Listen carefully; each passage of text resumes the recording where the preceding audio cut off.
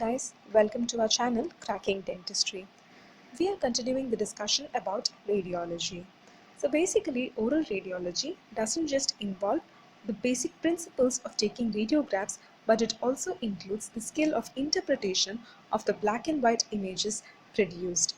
So radiographic interpretation involves the X-rays that can be taken both two-dimensionally as well as three-dimensionally. The 2D images include both the intraoral as well as the extraoral radiographs, and the 3D images include the CT, CBCT, MRI as well as the functional imaging. USG is common to both the two-dimensional as well as the three-dimensional imaging. The recent advances include the 4D imaging of the TMJ. Post-imaging, the processing can be done either conventionally using manual processing methods or digitally using computer-aided software systems. After processing, we get the final radiographic image which appears in different shades of gray representing the various anatomical structures. To detect a pathology, basically, we should have the knowledge and understanding about the normal anatomical structures that can be seen in the human body. So basically, what the mind doesn't know, the eyes do not see. This saying is very important when it comes to medical diagnosis. Understanding the normality is very important to detect the pathology. Let's begin the radiographic interpretation of the two-dimensional X-rays starting with the intraoral radiographs. Beginning with the incident X-ray photon, when it strikes the patient's body, it is going to hit on both the hard tissue structures as well as the soft tissue structures. So basically, the final radiographic image depends on the attenuation of the X-ray beam and the residual beam that hits the receptor, forming the black and white images. Alright, so when an incident X-ray beam hits on denser structures of the teeth like the enamel and dentin and the supporting alveolar bone, it gets attenuated to a greater extent, leaving only a small part of the residual beam to reach the X-ray receptor. As a result of it, in the final radiographic image, these structures appear bright or white in color and termed as radio opacity. The metallic restoration seen here appears brighter than the other structures because metals are very dense and they attenuate the X-rays to a greater extent, producing a radio opacity. Let's have a look at the radio opaque structures of the teeth. First and the foremost comes your enamel, which is the highly mineralized structure in your teeth. Following the enamel, we have the dentin, which is also a mineralized structure but lesser when compared to that of the enamel, hence it appears in a lighter shade of grey. Following it, we have the lamina dura, which is another radio opaque structure, not because of its mineralization content but because of the peripheral eggshell effect. The alveolar crest, that is the level of the alveolar bone interdentally, also appears as a radio opaque structure in the radiographic image. Also, the cancellous bone in the maxilla and the compact bone of the mandible along with the bony trabeculae appear as radio opaque structures. Apart from this, metallic restorations, both amalgam, gold and composite, appear as radio opaque structures in the radiograph. On the other hand, when the incident X-ray beam hits on the soft tissue structures like the gingiva and the mucosa, it is less attenuated when compared to the denser structures, so the residual beam hits on the receptor, producing a black or a dark image which is represented as a radiolucency. The two most common radiolucent structures of the teeth include the periodontal ligament space or the pedial space, which is composed primarily of collagen, and the second is the dental pulp, which is composed of the main nerves and blood vessels. So from radio opacity to radiolucency, the different shades of grey of the final radiographic image is depending on the attenuation of the incident X-ray beam by various structures in the oral cavity depending on their densities. So let's learn a little about the anatomical landmarks that appear radio opaque in the maxillary anterior region. The first one is the midline structure or the nasal septum that separates the right and the left nasal apertures. The second is the anterior nasal spine that is located approximately 1.5 to 2 cm above the alveolar crest of the maxillary central incisors. It is just below the junction of the inferior end of the nasal septum and the inferior outline of the nasal aperture.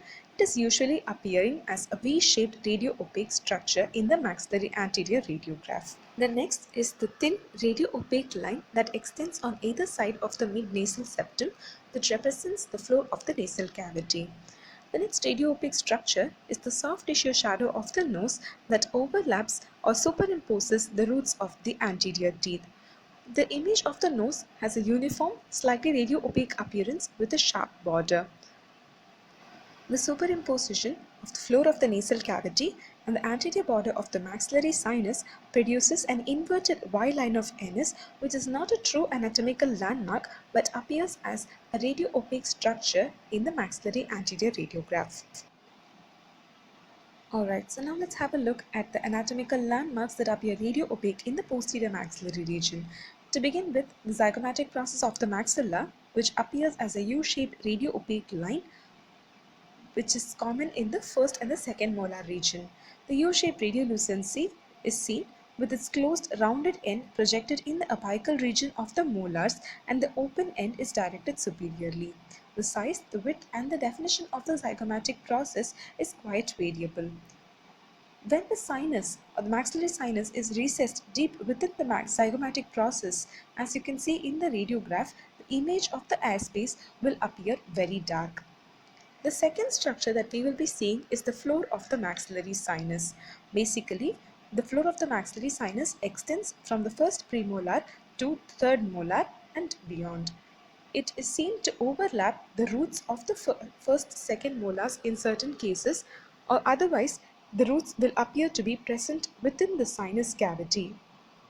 So the intimate relationship between the sinus and the teeth may lead to the possibility that the clinical symptoms originating in the sinus may be perceived in the teeth and vice versa. The next radio-opaque structure is the protuberant maxillary tuberosity, which is very commonly seen distal to the maxillary third molar. Posterior to the maxillary tuberosity region, we have the medial and the lateral pterygoid plates that appear as radio-opaque structures. These structures are now extremely variable and they do not appear in all the intraoral radiographs, but it is quite common in the third molar region. When they are present, they usually cast a single radio-opaque homogeneous shadow without any evidence of trabeculation. Extending inferiorly from the medial pterygoid plate, we have the hamular process, which on close inspection will show the presence of tiny trabeculae.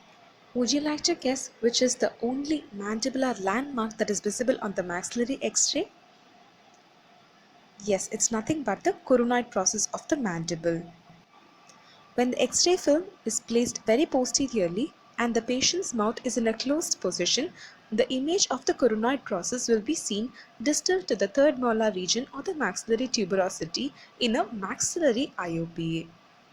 Alright, so let's move on to discussion about the radiolucent anatomical landmarks seen in the maxillary anterior region. So beginning with the intermaxillary suture or the median suture, which is seen as a thin radiolucent line extending from the alveolar crest between the central incisors, superiorly passing through the anterior nasal spine and continuing posteriorly between the maxillary palatine process to the posterior aspect of the hard palate. The suture is limited by two parallel radio-opaque borders of thin cortical bone on either side of the maxilla, and the width of the radiolucent region is usually uniform, and the adjacent cortical margins are either smooth or slightly irregular.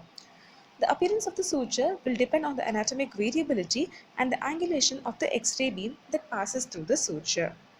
The next radiolucent structure is the incisor foramen, which is also called as the nasopalatine foramen or the anterior palatine foramen. This foramen transmits the nasopalatine nerves and vessels, and it lies in the midline of the palate behind the central incisors, approximately at the junction of the mid-palatine and the incisive sutures.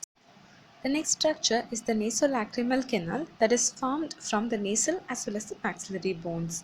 It runs on either side of the medial aspect of the anterior-inferior border of the orbit to drain under the inferior concha and into the nasal cavity. It is occasionally seen on the periapical radiographs above the apex of the canine when it is taken in a steep vertical angulation. They are usually visible on the maxillary occlusal projections rather than the IOPAs. Alright, so next is about the radiolucent anatomical landmark seen in the posterior part of the maxilla, and most importantly is the maxillary sinus. Basically, maxillary sinus is nothing but an air-filled cavity that is lined by a mucous membrane.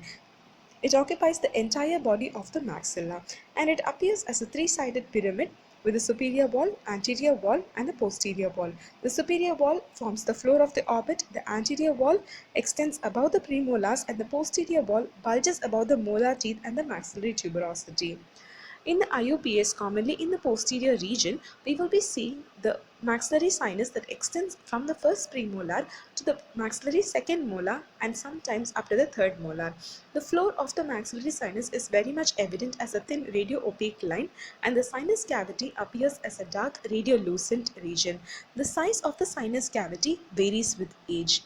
It usually enlarges during childhood, achieving a mature size between 15 to 18 years. In the adult, depending upon the environmental factors, there might be a variation in the size. As the patient ages, the sinus may extend farther into the alveolar process in the posterior region of the maxilla, and it may be seen like the roots are dipping inside the maxillary sinus cavity. So as we told earlier, any sinus pathology can be interpreted as a toothache and vice versa. Alright, so moving on to the next part, that is the radio-opaque anatomical landmarks seen in the anterior mandible. So beginning with the genial tubercles or the mental spine, which are bony protuberances located on the lingual surface of the mandible, slightly above the inferior border and in the midline. There are two genial tubercles, superior and the inferior tubercle, which gives an attachment to the genioglossus muscle and the geniohyoid muscle respectively. These are usually located in the anterior mandibular anterior radiographs. The next anatomical landmark is the symphysis of the mandible, which is nothing but a radiolucency seen in the midline of the jaw, usually in the infants. This suture usually fuses by the end of the first year of the life, and it is no longer radiographically apparent. If it is evident in the older individuals, then it is abnormal and indicative of a pathology like a fracture or a cleft. The next structure is a protuberance that is seen in the mandibular central incisor region, which is also called as the mental ridge, which is seen as two radio-opaque lines sweeping bilaterally forward and upward towards the midline. The width and density of the mental ridge will vary, and the image of the mental ridge is quite prominent when the X-ray beam is directed parallel to the surface of the mental tubercle. This is very common when an X-ray is taken in a bisecting angle technique. Alright, so next is about the radio-opaque anatomical landmarks seen in the posterior mandible. The first one is a continuation of the anterior border of the mandibular ramus, a radio-opaque protuberance that is the external oblique ridge. It is nothing but a bony elevation that gradually flattens and usually disappears where the alveolar process and the mandible join below the first molar. This external oblique ridge is a line of attachment of the buccinator muscle, and characteristically in the posterior periapical radiographs it appears superior to the mylohyoid ridge, almost running in a parallel course. The next posterior landmark is the inferior border of the mandible, usually seen in the periapical projections as a characteristically dense, broad radio-opaque band of bone. So the next structure is the mylohyoid ridge, also known as the internal oblique ridge. It is an irregular crest of bone that is usually evident on the lingual surface of the mandible, and it serves as an attachment for the mylohyoid muscle. This ridge runs diagonally downward and forward from the area of the third molar to the premolar region, approximately at the level of the apices of the posterior teeth. In certain images, it is seen superimposing on the roots of the molar teeth. In most cases, the ridge becomes less defined and its posterior and the anterior limitations will blend gradually with the surrounding bone, and it becomes less evident. Alright, so the next part is about the radiolucent anatomical landmarks seen in the anterior mandible. So the first one is going to be about the nutrient canals. These are radiolucent lines that are evident in the anterior region of the mandible, seen vertically running from the inferior dental canal or the inferior alveolar canal to the apex of the teeth. It is visible in about 5 to 40% of the patients, frequently seen in the black patients, male patients, older patients, and those with high blood pressure, diabetes mellitus, and advanced periodontal disease. They are thin ridges useful in implant placement, and in certain cases they are oriented perpendicular to the cortex, where they appear as small round radiolucencies which simulates a pathology. The next structure is the mandibular canal or the inferior dental canal or the inferior alveolar canal. It is evident as a dark linear shadow with thin radio-opaque superior and the inferior borders cast by the lamella of the bone that bounds the canal. The canal's course might be evident between the mandibular foramen and the mental foramen. The relationship of the mandibular dental canal with the roots of the lower teeth is significant when it comes to extraction, especially in case of impacted teeth. In certain cases, bifid canals are evident and is commonly seen on the panoramic or CBCT images. Patients with bifid canals are at a greater risk of inadequate anesthesia and causes difficulties during jaw surgeries and also during implant placements and in the trauma cases. The next radiolucent anatomical landmark is the anterior limitation of the inferior alveolar canal or the mental foramen. This can either appear as a round, oblong, slit-like or a very irregular radiolucency, which is either partially or completely corrugated. The foramen may be located either mesial to the first premolar or mesial to the permanent first molar or between the first and the second premolars. It depends on the positioning of the X-ray beam or the angulation of the X-ray beam. In certain cases, the mental foramen might be projected over one of the premolar apices and it might mimic a periapical disease. The last anatomical landmark of discussion is on the lingual surface of the mandibular body immediately below the mylohyoid ridge in the posterior or the molar region. It is frequently seen as a depression in the bone, and this concavity is the region which accommodates the submandibular gland. This often appears as a radiolucent region with sparse trabeculae which mimics a pathology. This is nothing but the submandibular gland fossa. So that's the end of today's discussion. And the next video we will be discussing about the normal findings in the extraoral two-dimensional radiographs. So until then, don't forget to like and share the video and subscribe to our channel for further updates. Happy learning!